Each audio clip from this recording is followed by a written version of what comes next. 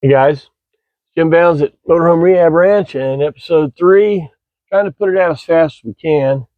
And everybody's just sitting there, just really getting excited about it. Well, wonderful news.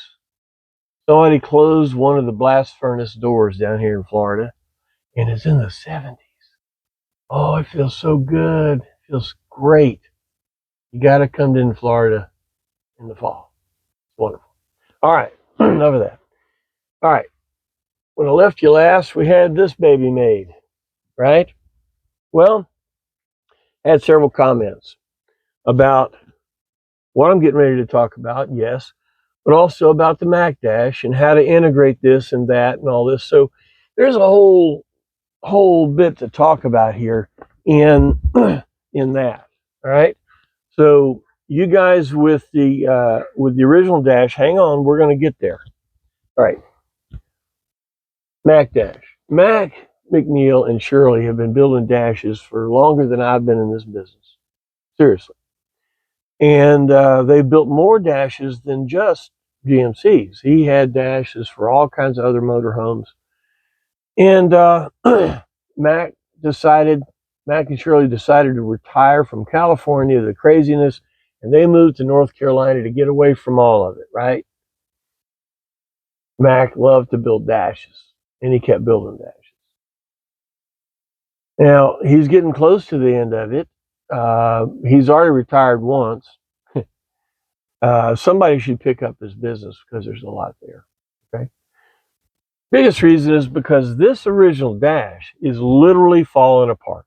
Now, remember when we took this apart, this piece was broken and the upright here was broken. There is 1, 2, 3, 4, 5 uprights that hold this front plastic piece together, that holds this entire heavy steel dash in place. All right.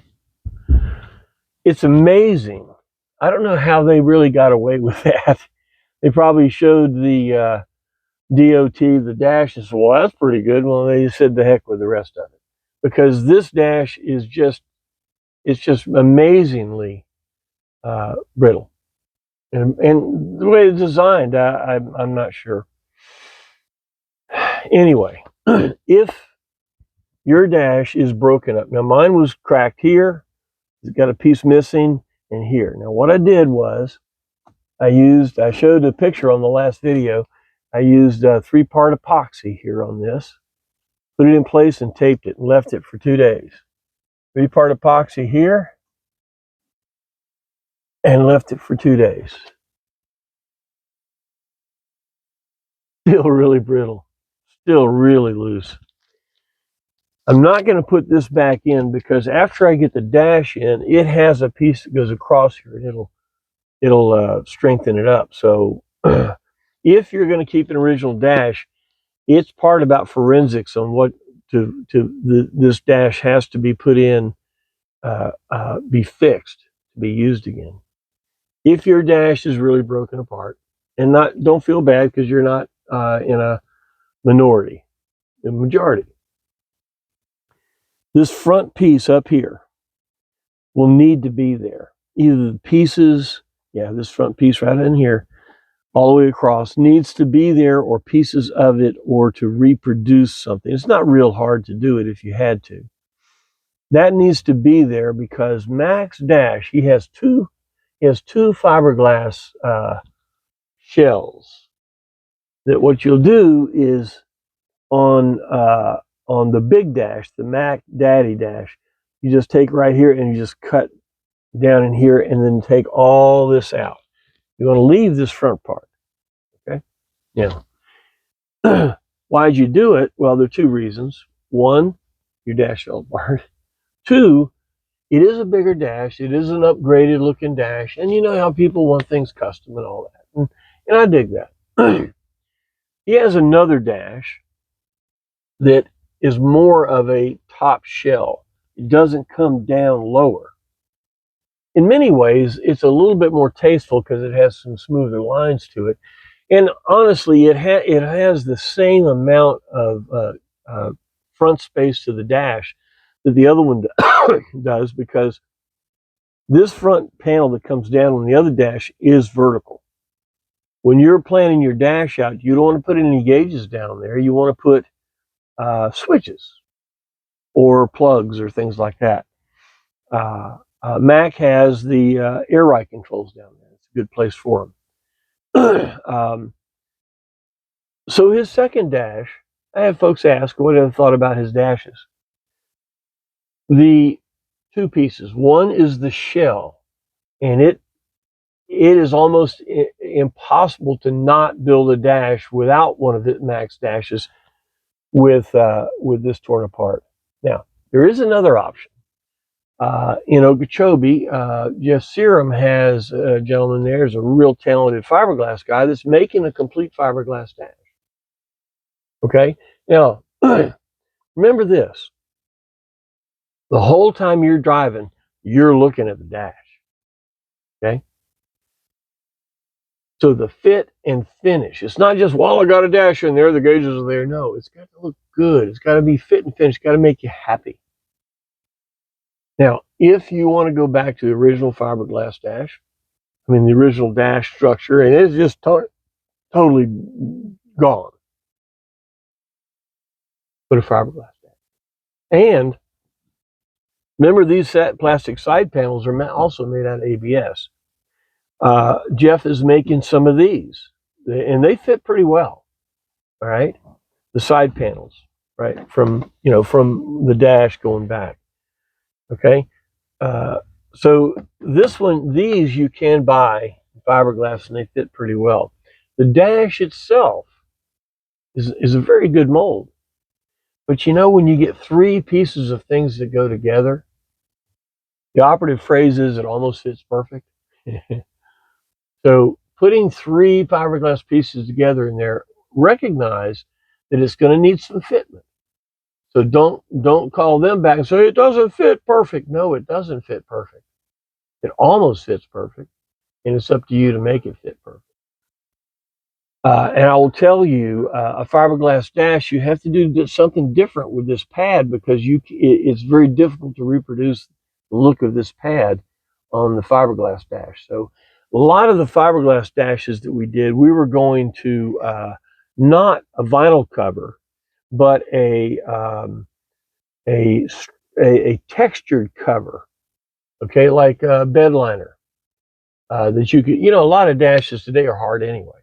So using a bed liner to finish off a dash is not a negative thing. And I've even seen people clean that, and rather than vinyl covering it, shoot bed liner on it. You say, well, we used to shoot dye. Yeah, we would make the color. But see, there's two things. There's color and there's texture, okay? When you vinyl dye something, you give it the color, but you don't give it any texture. The texture bleeds through from what it goes on. That's the thing about paint. When you paint something, you got to get the surface perfect. The prep work is everything. The finish is no big deal. When you're doing a dash and you vinyl dye it, you got to understand you're going to see every imperfection in that dash, but it will be the right color. As opposed to that, if you use a textured paint, kind of like knock down on a house. You know why they do that? Is because the guy was so terrible at doing the seams that they put this textured paint over it and you couldn't see it. Okay? That's what that's all about, textured paints. Well, you can clean all this up, put a little Bondo on it, smooth it out, and get bed liner or a textured paint and paint it with that. That way you get color and the texture. The negative on shooting paint, that's a thin finish, and if you hit it and nick it, that's going to be a problem. Vinyl's a lot more resilient than paint. And if you have a textured finish and you get it nicked, it's going to be all that harder to, well, it wouldn't be that bad to refinish it, but like I'm just thinking about the dash, what you stare at. The reason the vinyl works the best on this part is because it is pretty resilient. If you want to paint it with the epoxy bed liner, pretty strong stuff.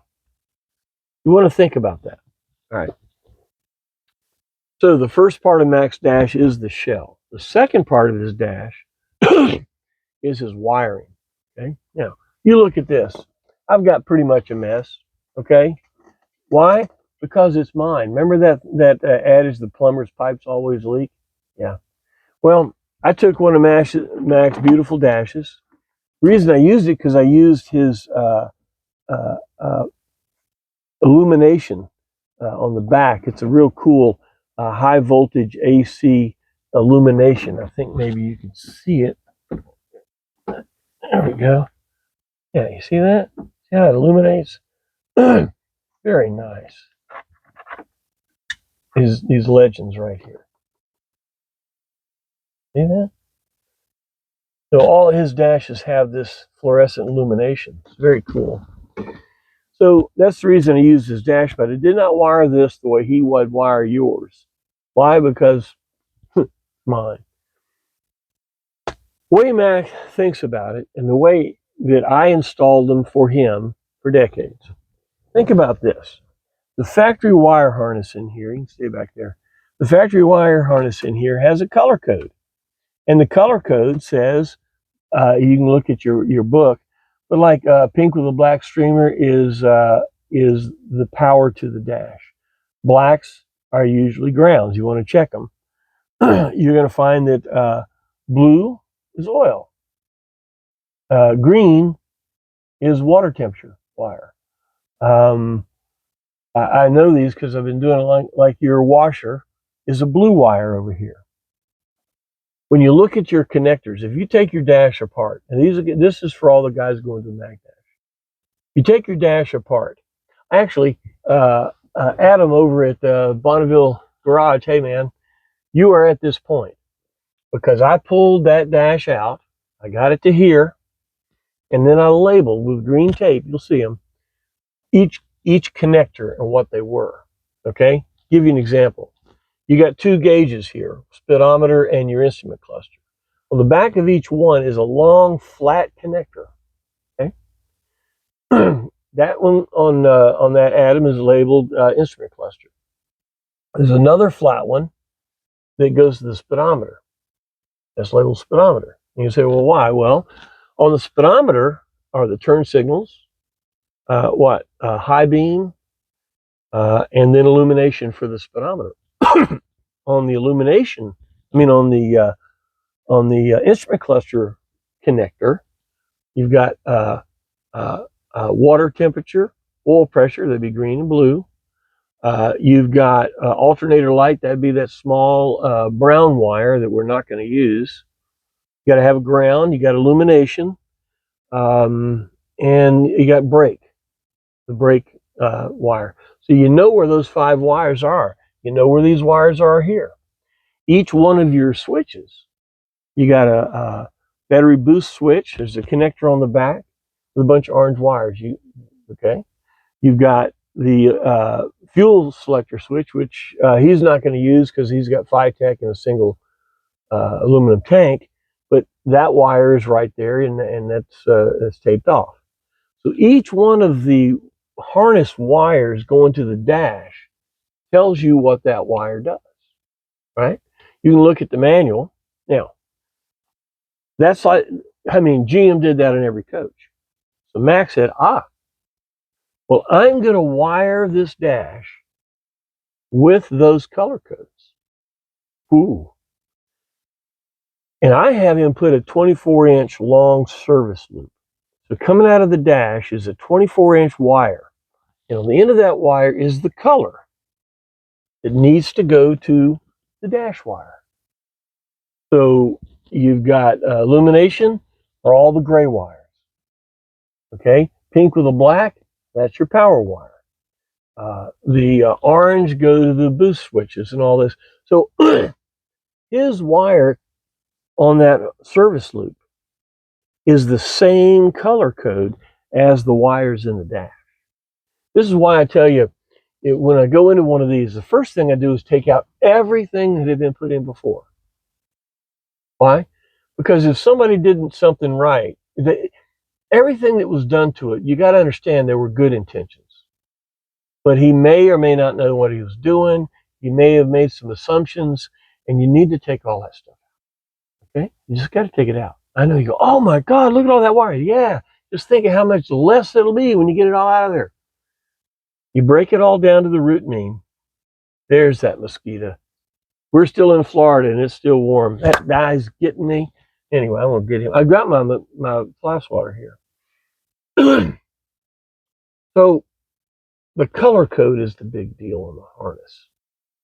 And the way Mac wires it is that 24-inch service loop, the dash should be sitting over here.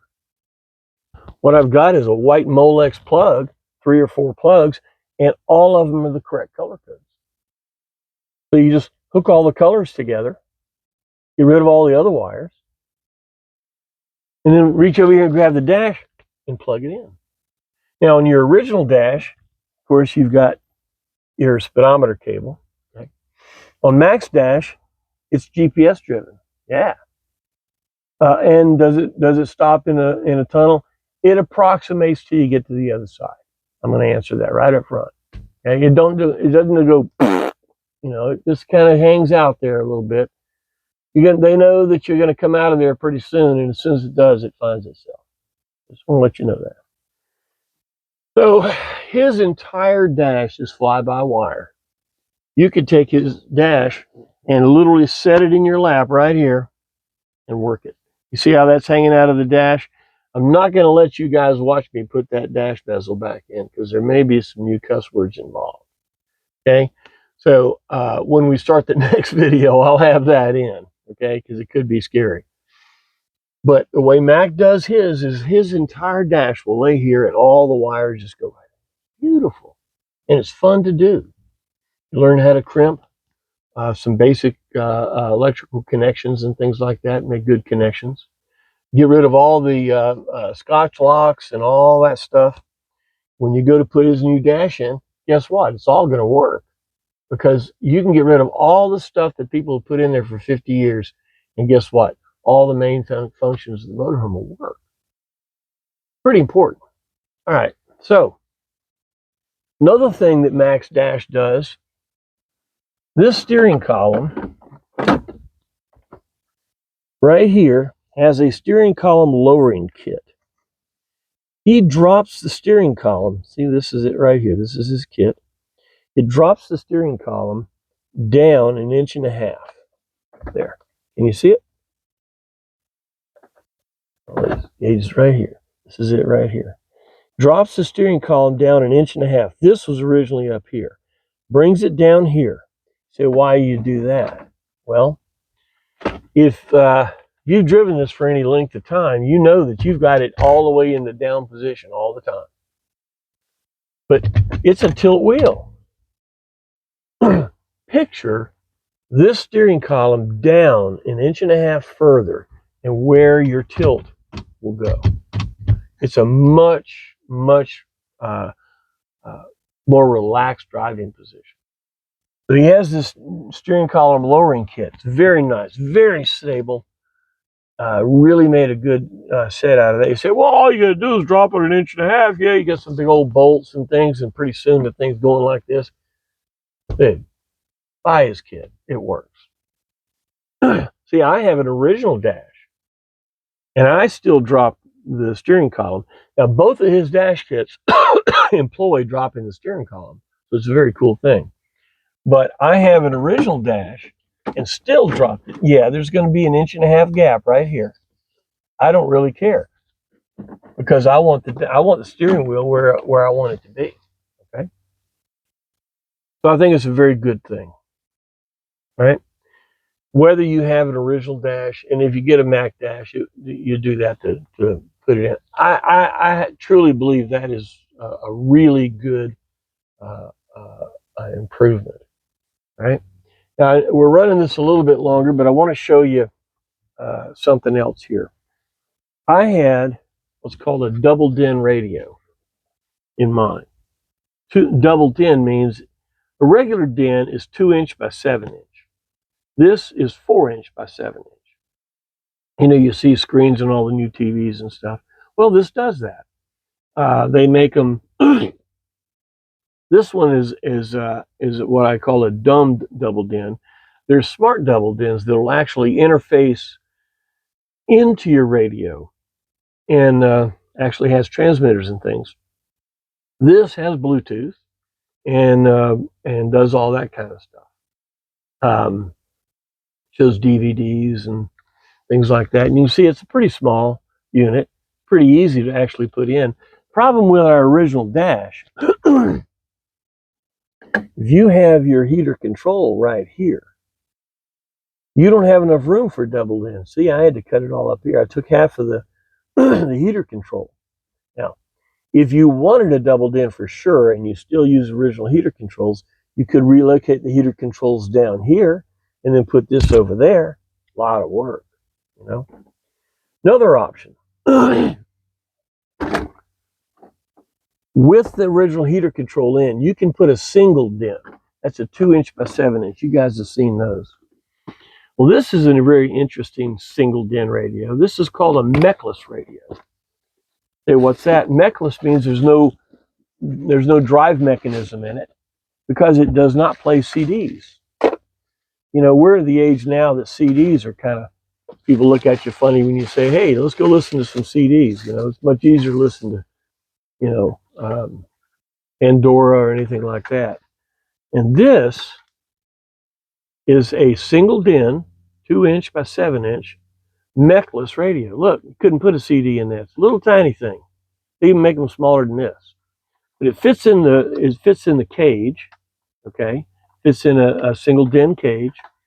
Don't think of this as a radio. Think of this as a control system, control panel. Yeah, it has FM, AM, but it also has, upside down, it also has a place to plug in your phone to charge. It says charge, and then it has one here that if you have any kind of other devices that you want to plug in, you can plug that in here. And then it has an SD card input. If you do SD, it's Bluetooth, and it has outputs. Okay, it goes to an amplifier. Doesn't even have, well, yeah, this one does have a radio in it. It's probably small. Be better if you went to another amplifier. And what I do is, you know, these self-contained little boombox things. JBL makes an awesome. Janie's got one of those. So I'm not even having speakers mounted in here. Okay, coming out of my double din radio, we'll pull a signal out of here. I'm going to go into a transmitter, and it's going to transmit to the JBL. So anywhere that I want to be in the coach, I've got music. This thing can do the same thing. You can come out of this into a transmitter and go to any of these amplified speakers and things like that. And it's a very simple device. It will not play CDs, like I said, but there's not much use for that anymore anyway. And the more time goes on, just like, you know, there used to be, you could get one that has cassette or CD. Janie's got one in her car. Well, then it got to the point that it just had CD. Now they got a point don't even have that. So I didn't hear. This is a real option if you want to keep your original heater control system. You don't really listen to CDs anymore. Most of your music is on your phone and it's on Bluetooth. Well, this baby will pick that up. So look around for, they're called mechless din radio. Go on the internet again. Everything's on the internet. Okay. So in your dash, if you get one of the Mac dashes, there's plenty of room for a double din. It's one of the good reasons to go to it.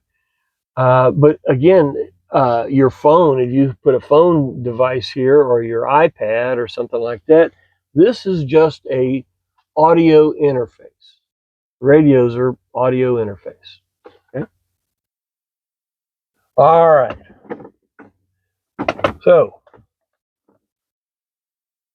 you make your decision whether you're going to stay with the original dash. If there's enough left, cool. I like mine. If you go with one of Mac's dashes, you better get hold of him because I mean he's getting kind of made enough of these that he may just decide to go back on that porch in North Carolina and start having a mint julep or something. I don't know how longer Mac is going to do it. I respect him greatly and I support him 1,000%. You might even just want to get a dash because there won't be any available when Max finishes it. Or if somebody goes to build new ones, then they'll be around. But now, another thing that is happening are these integrated dashes. You've seen them. Where you got to, well, just like your new cars, you got a screen and all the stuff's on that. These are very cool. One of the companies is Dakota Digital. There are a lot of them out there. If you want to do that, and a lot of people are excited about that, single gauges like these are really going away. Okay, it's all going to a unified dash. I mean, you got to look at the way all the styling's going. And if you want to go that way, that's fine. But understand this: it's all dependent on the electronics, all dependent on that main thing. So don't take that unit and glue it in. Make it where that unit can come out and be exchanged. Because after you go to that kind of unified system, if one control goes out or something, that whole unit has to be replaced. So when you do your dash, and you're going to make a dash, or you're going to put one of those in, be sure that you make it where it's pretty easy for you to get in there and change out some of the main components, because you're not going to be in a good mood when the thing stops working. And you may want to just make that thing easy for you to, there's that mosquito again. You want to make it easy for you to exchange, okay? All right, well, look, next time I see you, I'm going to have my dash donut in place. I'm going to have my dash, my very, very delicate dash, all screwed back together. This will not be in yet because we're going to still talk a little bit about how to put that in. Okay? All right, well, I hope this helps you guys with your dash. I know that I have several people follow me right now. That's the reason I wanted to get this out. But in the future, this will be in our database, and I hope it helps folks in the future. And I'm sure that in the future, it's going to go further than where we are, because that's the way technology is. Okay? All right, look, thanks for your time. Hit like and subscribe and share and all that kind of stuff on YouTube. Thank you for Ranch Hands for helping me do more of this stuff. We've gotten at least, I would say, 2 more episodes on this dash, because I want to leave this dash with you. It's been a long time coming to really show everybody the way I did this dash. I was very proud of the way my dashes came out over the years, and I hope that I can show you guys how to do this. And if you decide to, and you have some questions, please give me a call. I can't talk about everything in here. I can help you find parts, new ideas, or things like that. And that's what I've decided is how I can engage with you guys and make things better for you and your GMC experience. All right, guys. Look, we'll see you on the next video. And until then, what's Red Green say? We're all rooting for you. See ya.